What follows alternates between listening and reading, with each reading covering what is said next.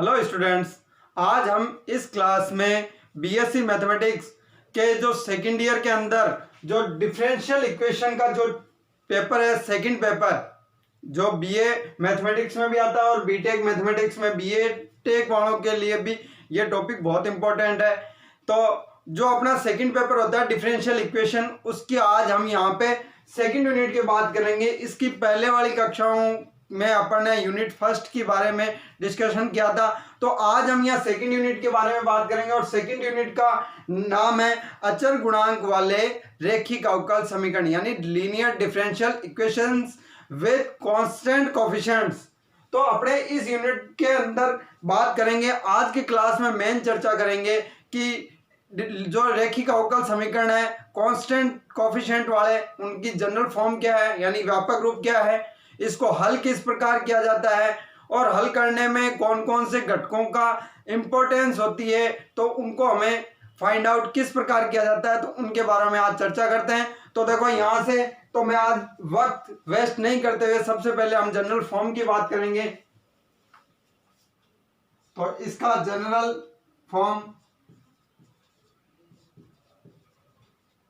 यानी कि व्यापक रूप,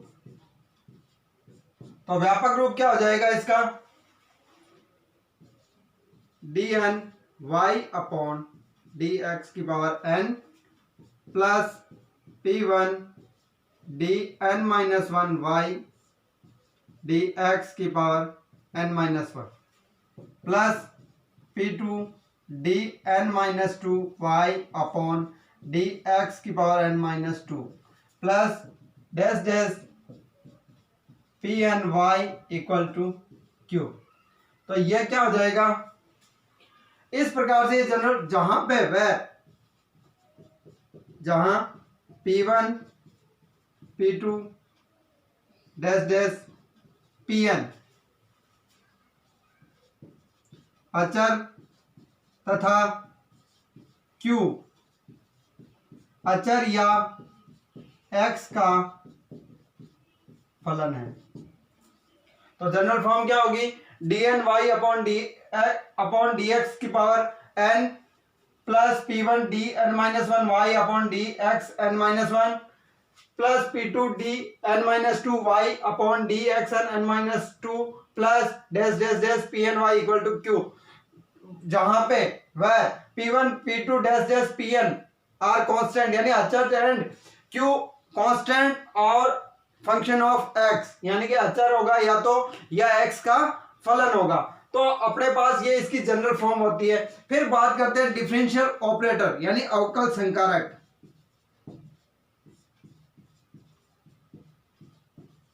अवकल संकारक इसको डिनोट करते हैं कैपिटल D से।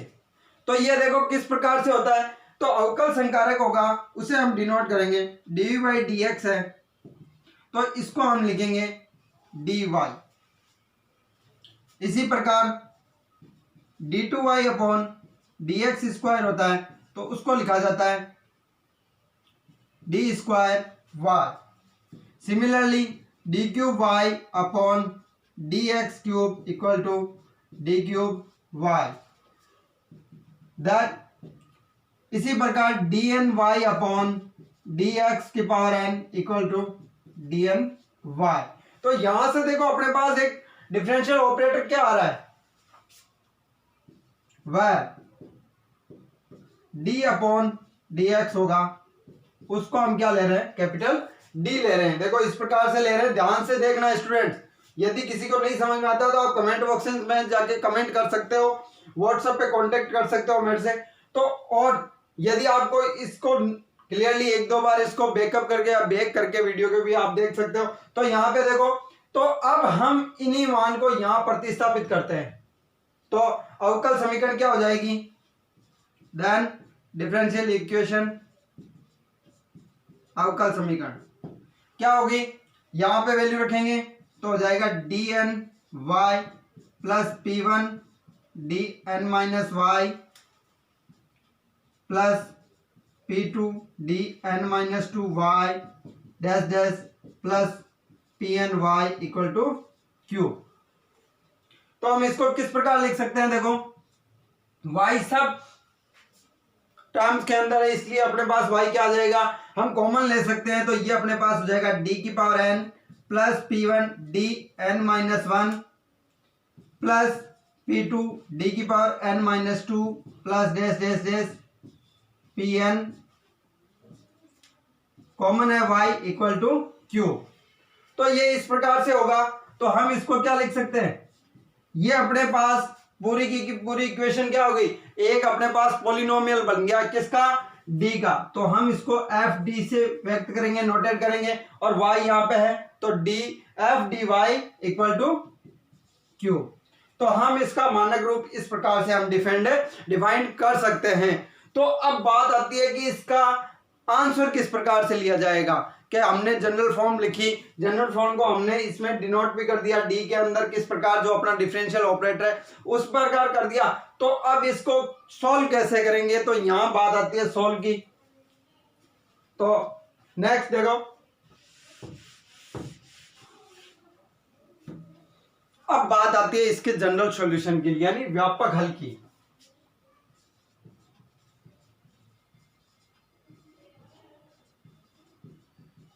जनरल सॉल्यूशन, व्यापक हल। तो व्यापक हल किस प्रकार से होगा, तो जो अपने पास डिफरेंशियल इक्वेशन थी उसका व्यापक हल हो जाता है y इक्वल टू पूरक फलन यानी कि कॉम्प्लीमेंट्री फंक्शन प्लस विशेष समाकल। तो विशेष समाकल को कहेंगे पर्टिकुलर इंटीग्रल। तो ये अपने पास हो जाता है y इक्वल टू CF यानी कि complementary function plus particular integral विशेष समाकल। तो ये इसका अपने पास जनरल फॉर्म होती है।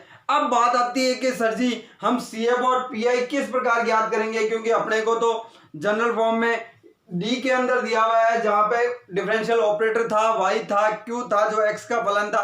तो इसको किस प्रकार से सोल्व किया जाएगा, तो देखो सबसे पहले हम बात करते हैं पूरक फलन अर्थात कॉम्प्लीमेंट्री फंक्शन को ज्ञात करने की विधियां, methods of find out complementary function. तो हम यहां बात करेंगे तो अपने पास एक डिफरेंशियल इक्वेशन दी हुई होगी जो इसको हम लिखते हैं अवकल समीकरण। तो अवकल समीकरण का क्या रूप होगा, अपने पास ये होगा dn प्लस p1 d की power n minus 1 plus p2 d की power n minus 2 dash dash dash pn y equal to q। ये अपने पास डिफरेंशियल इक्वेशन होती है जिसको हम क्या लिख सकते हैं, या F D Y equal to Q. तो ये हम इस प्रकार से अपने को एक डिफरेंशियल इक्वेशन दी जाएगी। अब हम इसको CF निकालनी है हमें यहां पे। तो सबसे पहले RHS पद में Q इक्वल टू 0 रखने पर परिवर्तित यानी चेंज समीकरण क्या हो जाएगी, अपने पास d की power n plus p n minus 1 d की पावर प्लस p2 d की power n minus 2 plus dash dash pn y equal to 0। तो अपने पास ये चेंज इक्वेशंस आ गई। अब हम इसमें से किस प्रकार, तो हम बात करते हैं यहां पे सहायक समीकरण की। सहायक समीकरण, तो इसकी सहायक समीकरण क्या होगी, एक्सिलरी इक्वेशंस। तो हम ए ई से इसको डिनोट करेंगे क्योंकि ए फॉर सहायक यानी एक्सिलरी, ई फॉर इक्वेशंस यानी एक्सिलरी इक्वेशंस। तो हम ये एक्सिलरी इक्वेशन क्या होती है कि हम इसको समीकरण फर्स्ट लिखते हैं। तो यहां हो जाएगी समीकरण 1 में d बराबर m रखने पर, तो हम d बराबर m रखेंगे तो अपने पास इक्वेशन आ जाएगी एफ एम बराबर 0। तो ये इसकी सहायक समीकरण होगी। हम y को हटा के, तो किस प्रकार होगा, देखो यहां पे m की power n plus p1 m की power n minus 1 plus p2 m की power n minus 2 plus dash dash plus pn equal to 0। तो अपने पास में ये होगी, ये इसकी सहायक समीकरण होगी जिससे हम इसके हल प्राप्त करेंगे। तो ये इसकी सहायक समीकरण हो जाती है। अब इसके मूल कितने होंगे, यानी रूट्स कितने होंगे, शून्यांक कितने होंगे, तो अपने पास थ्योरी ऑफ इक्वेशंस होती है वो कहती है कि किसी भी समीकरण की जितनी घात हो उसके उतने ही रूट्स होते हैं, यानी कि मूल होते हैं। तो यहाँ पे n घात है तो इसके n मूल होंगे। तो हम इसका हल किस प्रकार लिखेंगे, CF किस प्रकार लिखेंगे, तो देखो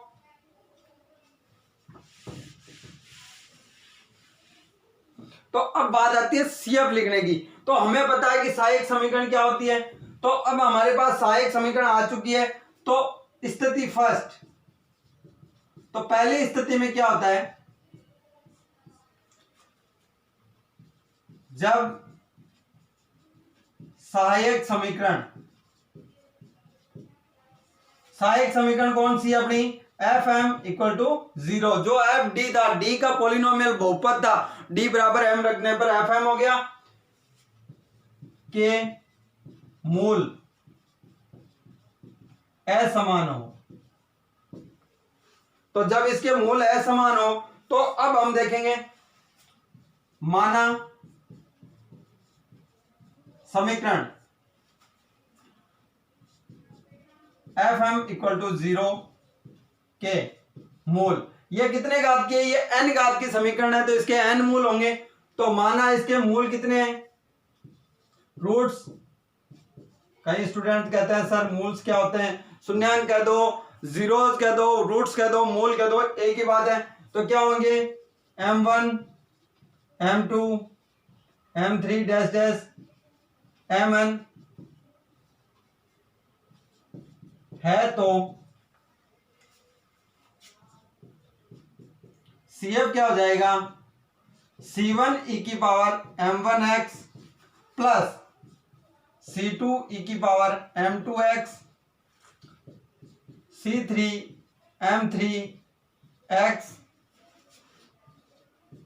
plus dash dash Cn e की पावर mnx। तो ये अपने पास इसका CF हो जाएगा जब सभी के सभी रूट्स होंगे वो सब के सब असमान यानी डिफरेंट है। फिर बात आती है अगली स्थिति की बात करेंगे। तो स्थिति सेकंड, इसके अंदर क्या होगा, जब सहायक समीकरण यानी कि एक्सिलरी इक्वेशंस कौन सी होती है, एफ एम इक्वल टू 0 के मूल समान हो यानी कि इक्वल हो। तो जैसे हम इसमें फर्स्ट भाग में बात करते हैं, माना समीकरण एफ एम इक्वल टू 0 के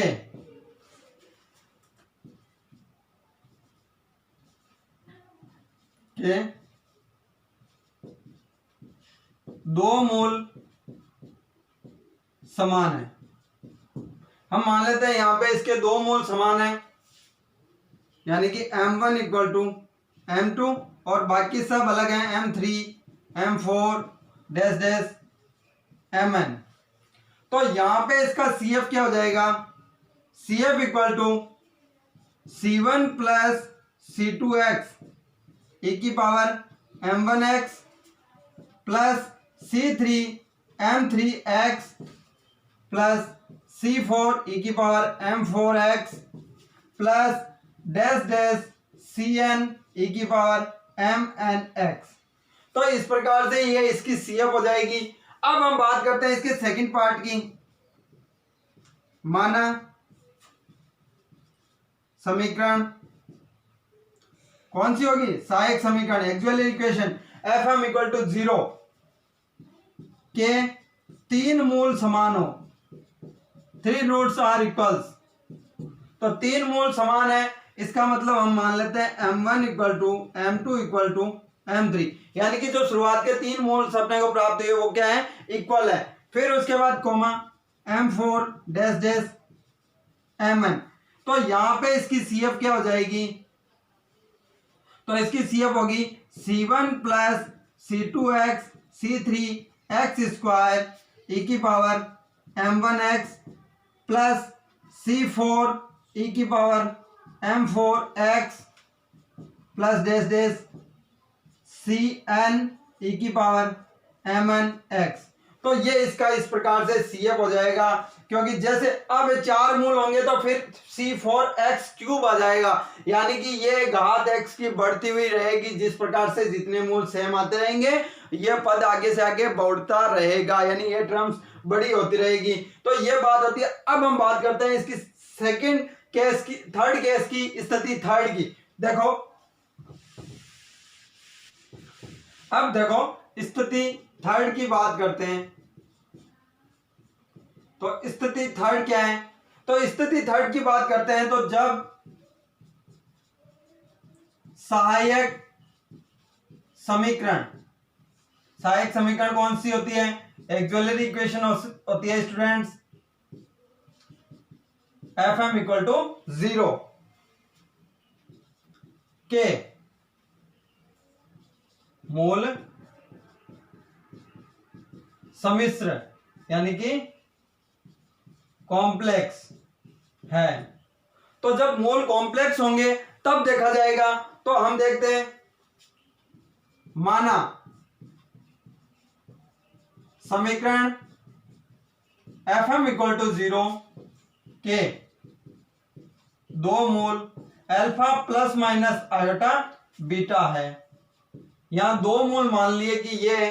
तो अब इनके लिए CF क्या होगा, तो यहां पे CF हो जाएगा CF इक्वल टू e की power alpha x C1 cos beta x plus C2 sin beta x।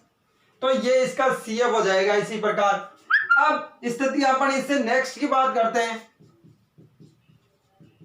स्थिति 4। जब सहायक समीकरण अर्थात AE क्या होती है, Fm इक्वल टू 0 के मूल सम्मिश्र यानी कॉम्प्लेक्स व समान है, यानी कि कॉम्प्लेक्स एंड इक्वल्स। तो रूट्स होंगे। तो अब देखो यहां पे माना समीकरण, अपने पास इक्वेशन है समीकरण Fm इक्वल टू 0 के, तो यहां पे मूल alpha plus minus iota beta दो बार आते हैं। हमने मान लिया कि ये दो बार आता है, इसका मतलब m के मान क्या है, alpha plus minus iota beta, alpha plus minus iota beta. तो इसके लिए CF क्या होगी, तो वेरी सिंपल, इसके लिए CF हो जाएगी e की power alpha x C1 plus C2x cos beta x plus C3 plus C4x sin beta x। तो ये इसके लिए हो जाएगा जब सहायक समीकरण के जो मूल्स होंगे, रूट्स होंगे आर कॉम्प्लेक्स एंड इक्वल हो। तो हमने यहाँ m के दो कॉम्प्लेक्स संख्याओं को इक्वल माना, यानी कि वो प्लस माइनस यानी 4 मूल आए और वो इस प्रकार से पेयर के रूप में समान होती है, इक्वल होती है। तो ये इसकी CF हो जाती है। अब हम बात करते हैं स्थिति 5 यानी 5th। तो ये क्या होगी, जब सहायक समीकरण, तो सहायक समीकरण कौन सी है, AE auxiliary equation Fm equal to 0 के मूल युग्म रूप में है। माना समीकरण Fm इक्वल टू 0 के मूल alpha plus minus under root beta है तो अब CF क्या हो जाएगी, अब CF हो जाएगी e की power alpha x C1 cos under root beta x plus C2 sine under root beta x. तो ये इस प्रकार से CF होगी और इसमें भी यदि सेम है तो यही नियम वापस लग जाएगा। तो यहाँ पर स्टूडेंट्स बात आती है कि अपन की CF ज्ञात करने की ये कोई 5 कंडीशन यानी 5 स्थितियां थी जिनके बारे में अपन ने विस्तृत अध्ययन किया। अब बात करते हैं विशेष समाकल के लिए।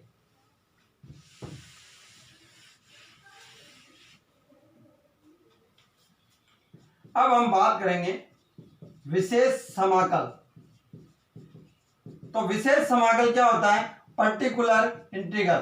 तो पर्टिकुलर इंटीग्रल यानी कि PI, इसका जनरल फॉर्मूला होता है 1/FD यानी D के अंदर जो अपना पॉलिनोमियल है, बहुपद प्राप्त हुआ है समीकरण के अंदर, वो होगा इनटू Q यानी कि जो कांस्टेंट है या x का फलन है, तो यहां पे ये होगा।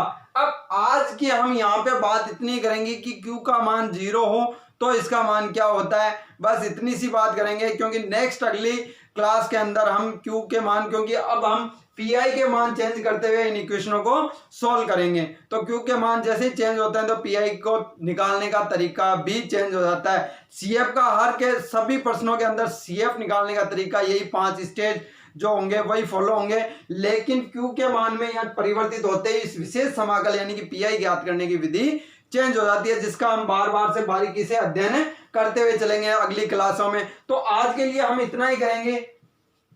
जब Q बराबर 0 तो अपने पास PI क्या आ जाएगा, 1/FD इक्वल टू गुणा हो जाएगा 0 की, तो अपने पास PI आ जाएगा 0। तो आज हम यहां पे इतनी बात करेंगे कि Q का मान 0 होने पर PI का मान 0 आता है। तो हम इन्हीं से रिलेटेड आज प्रश्नों की बात करेंगे और बाकी नेक्स्ट क्लास के अंदर करेंगे PI निकालने की और आगे की विधियां। हाँ, तो देखो अब आज हम कुछ एग्जाम्पल लेते हैं इसके, तो किस प्रकार से सोल्व होंगे। तो यहां पे हम आज का पहला एग्जाम्पल लेते हैं। फर्स्ट एग्जाम्पल कि वो किस प्रकार से सोल्व होगा। तो यहां पे देखो अपने को दिया हुआ है सॉल्व यानी कि अर्थात हल कीजिए। क्वेश्चन इस प्रकार से दिया जाएगा, इतने लिखा जाएगा सॉल्व। तो अपने को देखो इक्वेशन दे रखी है d³ y/dx³ minus 3d² y/dx² plus 4y equal to 0। तो देखो Q का मान यहाँ पे 0 दिया हुआ है, तो इसके बारे में चर्चा करते हैं। तो इसको किस प्रकार से हल करेंगे। तो देखो आंसर दी गई या दी समीकरण कौन सी दी गई है, हम यहां इसको D में परिवर्तित कर लेंगे। d³ minus 3d² plus 4y equal to 0। यहां हमने ऑपरेटर चेंज कर लिया, d/dx को हमने कैपिटल D लिख दिया। अब बात करते हैं इसको सोल्व करने की। तो सबसे पहले सहायक समीकरण करेंगे इसकी। तो सहायक समीकरण क्या हो जाती है डियर स्टूडेंट्स, यानी कि D बराबर m रखना है, तो इसकी सहायक समीकरण होगी m³ minus 3m² plus 4 equal to 0। तो ये अपने पास इसकी सहायक समीकरण आती है। अब हमें यहां से m के मान निकालने यानी कि इसके रूट्स निकालने। तो यहां देखो रूट्स निकालते हैं तो क्या आ जाता है m plus 1 m² minus 4m plus 4 equal to 0। इसके फैक्टर करते हुए चलेंगे। फिर बात करते हैं m प्लस 1 m माइनस 2 का होल स्क्वायर इक्वल टू 0। तो यहां पे अपने पास देखो m की कितनी वैल्यू आ गई, क्या सर m की अपने पास आ गई 2 and 2 -1। 3 वैल्यू, क्योंकि 3 घात का समीकरण था तो हमें थ्योरी ऑफ इक्वेशन कहती है उसके उतने ही रूट्स होते हैं जितनी उसकी घात होती है। तो यहाँ पे हो गया, इसलिए मैं लिख देता हूं, इसलिए CF क्या हो जाएगी, C1 प्लस C2x, क्योंकि ये दो सेम आए हैं अपने पास, e की power 2x plus C3 e की पावर -x, ये अपना CF हो गया। तथा PI क्या होगा, 0 होगा। क्यों होगा, क्योंकि यहां पे चूंकि बिकॉज Q इक्वल टू 0, यहाँ पे Q 0 आया हुआ है, इसका मतलब PI 0 होगा। अभी हमने पहले इससे थोड़ी देर पहले चर्चा की है। अब यहाँ पे अपने पास जनरल सॉल्यूशन हो जाएगा, अतः व्यापक हल। तो व्यापक हल किस प्रकार होगा, तो देखो y equal to CF plus PI, तो y equal to C1 plus C2x e की पावर 2x C3 e की power -x, that is resultant solution of given equation.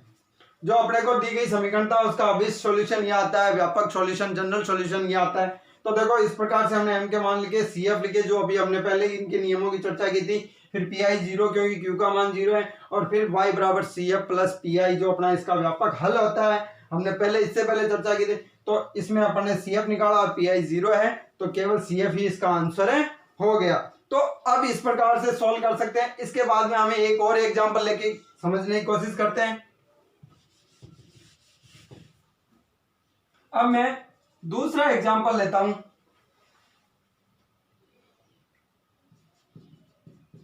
हल कीजिए या टू सॉल्व। तो अपने को एक इक्वेशन दे रखी है, D4 plus 2D cube plus 3D square plus 2D plus 1 y equal to 0। ये अपने को एक इक्वेशन दे दी गई है। अब हमें इसको सॉल्व करना है।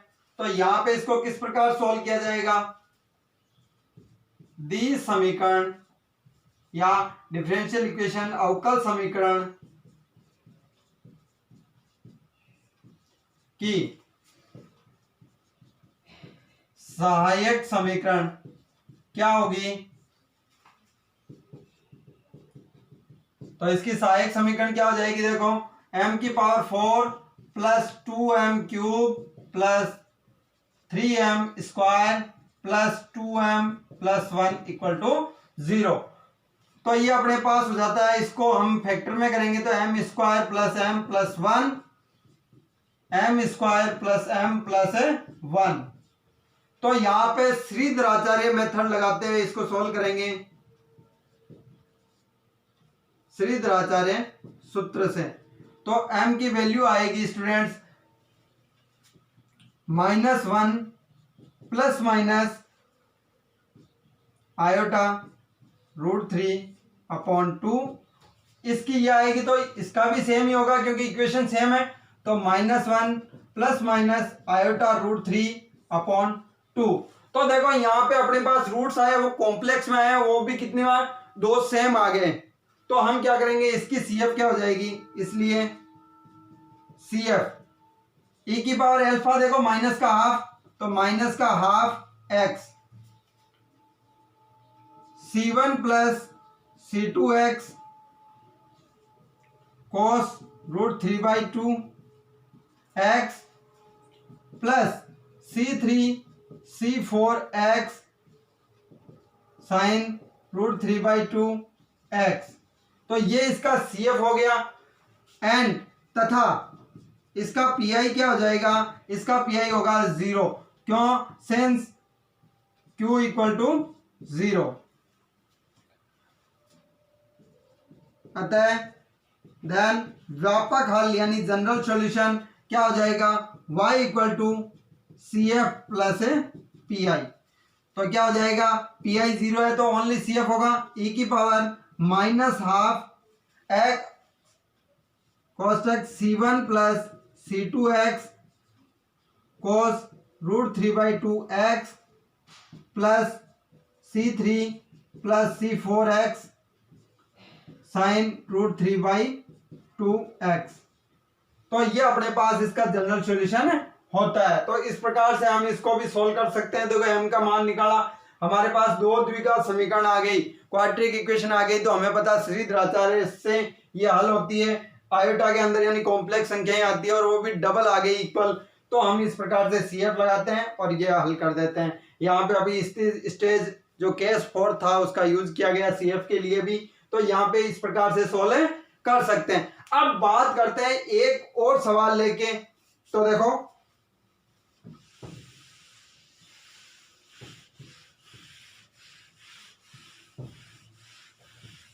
तो एक एग्जांपल, अब मैं एक्सरसाइज में से एक क्वेश्चन लेता हूं जिसको हम यहां पे एग्जांपल 3 ले लेते हैं।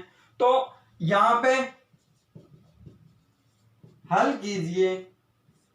क्या हल करना है अपने को, अपन क्वेश्चन लेते हैं d² plus 5d plus 4y equal to 0। तो इसको किस प्रकार से सॉल्व करेंगे। तो यहां पे अवकल समीकरण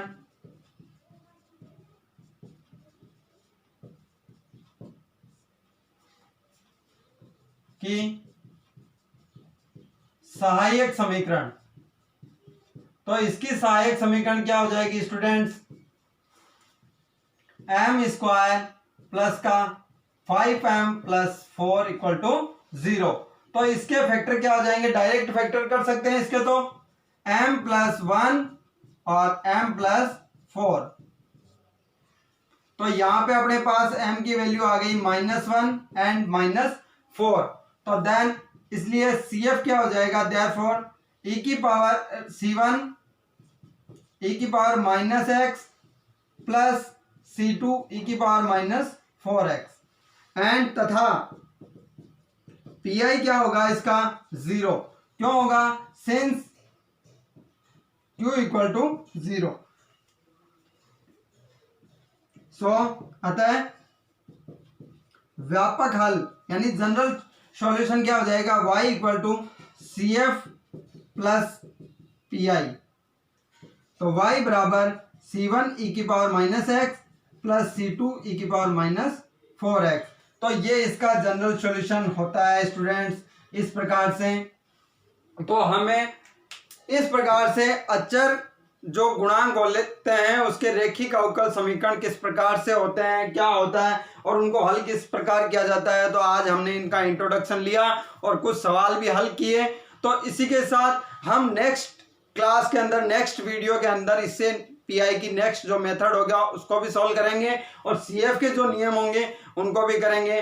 तो इसी के साथ आप पढ़ाई जारी रखें और पढ़ते रहें और जितने भी अपने क्लासमेट्स हैं जो अभी तक पढ़ाई शुरू नहीं की है वो कर दीजिए प्लीज़। और मैं हर 2-3 दिन के बाद एक क्लास का वीडियो आपको अपलोड करता रहूँगा। इस यूनिट को अपन अच्छे से करेंगे। इसी के साथ पढ़ते रहिए।